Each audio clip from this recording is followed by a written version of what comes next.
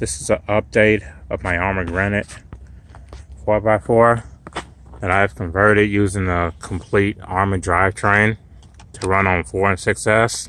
I haven't ran it on 6S yet because of all the bugs that it had on 4S. But for now, I've made a front chassis brace. I've included 1-inch wheel hub extensions in the rear, and I found that Granite actually makes hub extensions for their earthquake that will fit the front hubs.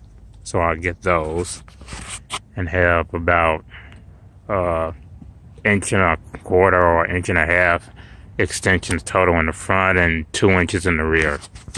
Right now it looks like this, and it's pretty stable. It does push in the turns a little bit, but it's more than adequate.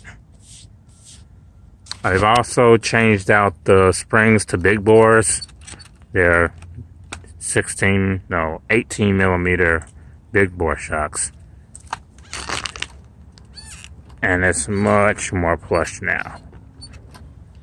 I've also put in my old Castle 1515 2200 kV motor that matches well with the BLX 200.